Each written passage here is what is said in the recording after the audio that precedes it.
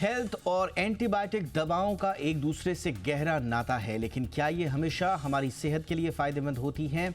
अगर आप ऐसा सोचते हैं तो सावधान हो जाइए। एंटीबायोटिक का ज़रूरत से ज़्यादा इस्तेमाल, बिना डॉक्टरी देख रेख के इस्तेमाल सेहत पर भारी पड़ सकता है। और यकीन मानिए, ये सवाल आपकी सेहत का नहीं है, सिर्फ ये पूरे के पूरे समाज की सेहत का है। क्योंकि एक बार अगर एंटी माइक्रोबियल रेजिस्टेंस, जिसे AMR कहा जाता है, इसका विस्तार हो गया, जिस प्रकार हो भी रहा है, तो ये भविष्य के सबसे बड़े स्वास्थ्य संकट को खड़ा कर सकता है। ये बात जी बिजनेस पर हमने लगातार उठाई है और अब हमें बड़ी खुशी है कि देश के प्रधानमंत्री नरेंद्र मोदी ने भी अपने मन की बात में इस गंभीर मुद्दे को उठाया है। आखिर एंटीबायोटिक का गलत इस्तेमाल कितना खतरनाक हो सकता है, आज एक बार फिर से हम इस पर चर्चा करेंगे। साथ ही साथ 2026 में आपके लिए वो मंत्र, वो टिप्स, वो हिदायतें जो न सिर्फ एंटीबायोटिक दवाओं के बेजा इस्तेमाल से जुड़ी हुई हैं, बल्कि अदरवाइज भी आपको 26 में स्वस्थ रखेंगी।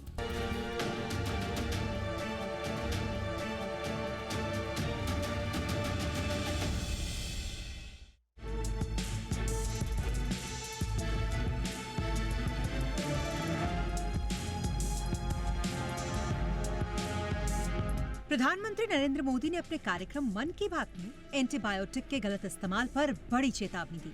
उन्होंने कहा कि एंटीबायोटिक का गलत इस्तेमाल हमारी सेहत के लिए गंभीर खतरा बनता जा रहा है। पीएम मोदी ने भारतीय आयुर्विज्ञान अनुसंधान परिषद यानी ICMR की रिपोर्ट का हवाला देते हुए बताया कि एंटीबायोटिक आम बीमारियों पर असर नहीं कर रही है। चाहे निमोनिया हो या यूरिनरी ट्रैक्ट इन्फेक्शन हो, इन बीमारियों के इलाज में दिक्कतें बढ़ रही हैं। उन्होंने साफ चेतावनी दी कि एंटीबायोटिक को बिना डॉक्टर की सलाह के बिल्कुल ना लें। उन्होंने कहा कि आजकल लोग सोचते हैं कि बस एक गोली खा लो और बीमारी गायब हो जाएगी। यही आदत हमें मुश्किल में डाल रही है। पीएम मोदी ने लोगों से अपील की कि दवाइयों का इस्तेमाल अपनी मर्जी से ना करें। आजकल लोग यह मानने लगे हैं कि बस एक गोली ले लो, हर तकलीफ दूर हो जाएगी। यही वजह है कि बीमारियां और संक्रमण इन एंटीबायोटिक दवाओं पर भारी पड़ रहे हैं। मैं आप सभी से आग्रह करता हूं कि कृपया अपनी मनमर्जी से दवाओं का इस्तेमाल करने से बचें। एंटीबायोटिक दवाओं के मामले में तो इस बात का ध्यान रखना बहुत जरूरी है। अब जरा आंकड़ों पर नजर डालिए। WHO की रिपोर्ट कहती है कि दुनिया भर में लैब से कंफर्म हुए 6 बैक्टीरियल इन्फेक्शन में से एक पर एंटीबायोटिक काम नहीं कर रही। ये आंकड़े WHO के global anti microbial resistance and use surveillance system यानी ग्लास से आए हैं।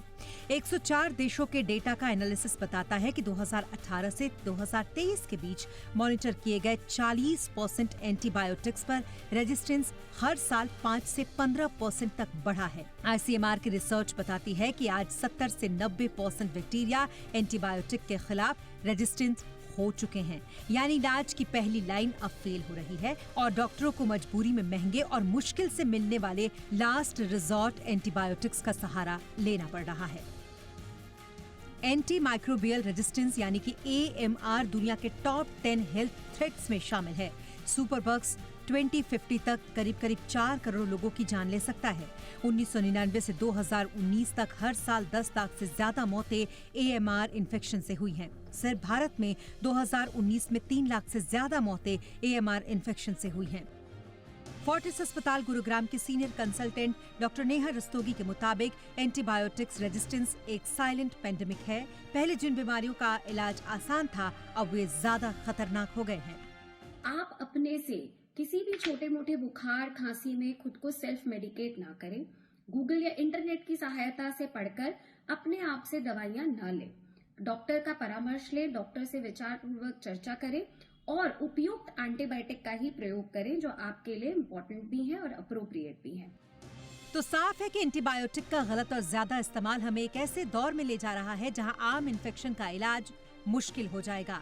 WHO और ICMR दोनों कह रहे हैं कि अब वक्त है सावधान होने का, वरना ये सुपर बग्स हमारी सेहत के लिए सुपर खतरा बन जाएंगे। इसलिए कोई भी दवा डॉक्टर की सलाह से ही ले, तभी आप इस खतरे से बच सकते हैं। ब्यूरो रिपोर्ट, जी मीडिया।